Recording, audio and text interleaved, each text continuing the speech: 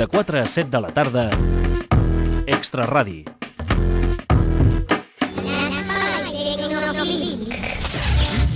Aclarim també que jo no sóc una experta en trobar voluntaris a la xarxa amb quin al llit, que aquest tema ve de Jordi Sacristan. És la ment perversa. Documentació. Jo, documentació.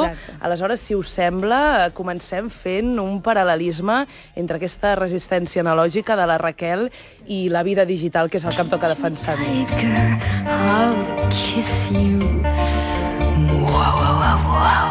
Perquè, Raquel, tu que ets experta en la vida analògica, sabràs que es pot lligar a molts llocs en aquesta vida. Als bars, al supermercat, al gimnàs, a la feina també, per què no? Però diguéssim que la vida digital t'estalvia temps. Anem molt atrafegats a la vida moderna i necessitem guanyar temps. Menys quan se't penja la connexió pots agafar l'ordinador o l'iPhone, que ja saps que jo porto com un apèndix ja del meu cos. Hi ha moltes xarxes socials i pàgines que et solucionen l'existència a través de cerques. Per exemple... Resistència analògica! Molt bé, ho tinc perfectament complicat perquè he estat analitzant de prom el tema i he arribat a la conclusió de que la utilització de les xarxes socials per endur-se al llit a la gent té una conclusió. Fem servir les xarxes socials per endur-nos al llit amb dues finalitats complementàries però diferenciades. Finalitat 1. La documentació. Finalitat 2. La comunicació. Aleshores us les explico. Ens documentem per...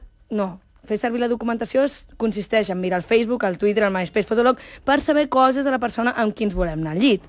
Mentre que, amb la comunicació, ens pretén facilitar l'apropament a la persona a la qual ens volem endur al llit. Aquests arguments que els presentarem ara, quedarà demostrat que ambdues pràctiques són no només innecessàries, sinó altament ineficaces.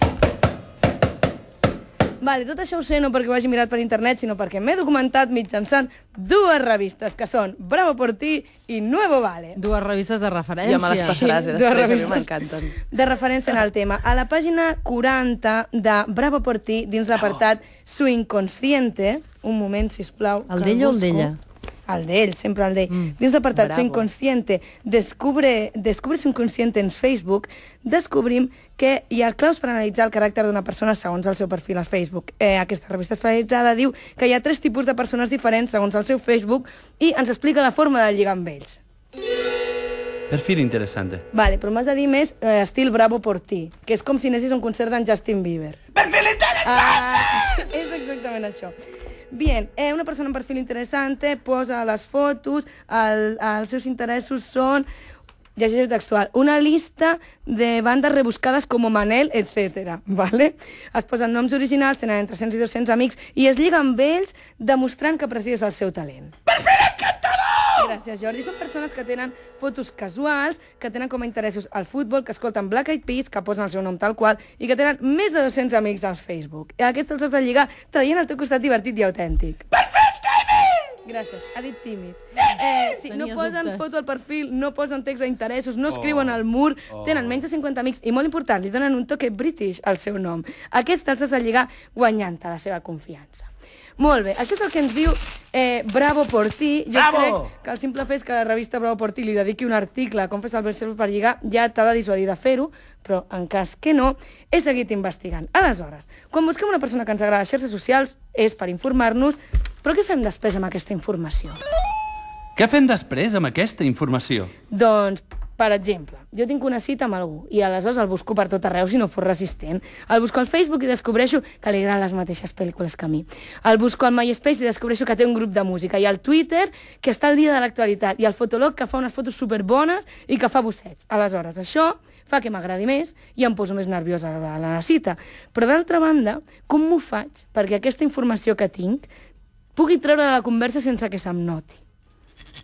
Per exemple, simulació de diàleg. A mi m'agrada molt la música. De fet, tinc un grup. Diu el noi, ja ho sé, ai no, perdona. Sí, això pot passar, tens raó. Aleshores, et pots posar més nerviosa, pots delatar que l'has estat buscant, que és el pitjor que pot passar, i si estàs intentant no te la torta, estàs tensa com un pal tota la primera cita, actitud molt poc desitjable i molt de recomanable.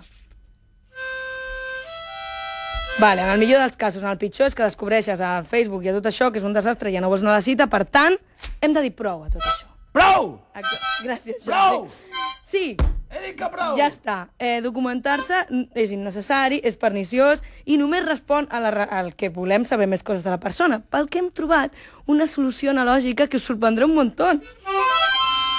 Quedar amb la persona! Exacte, així Això és supernou. no has d'investigar perquè li Queda amb la persona! li pots preguntar directament què és el que li agrada. Molt bé, anem a la funció de comunicació. Vale, flirteig al segle XXI, si no t'has enviat dotzenes de mails, no estàs flirtejant, no és ineficaç, però és ineficient, perquè gastes molt de temps escrivint, llegint, correus, mirant a veure si t'ha arribat un altre. Tenim una alternativa a aquesta pràctica tan poc rendible, El mail analògic. que no és res més que la carta d'amor.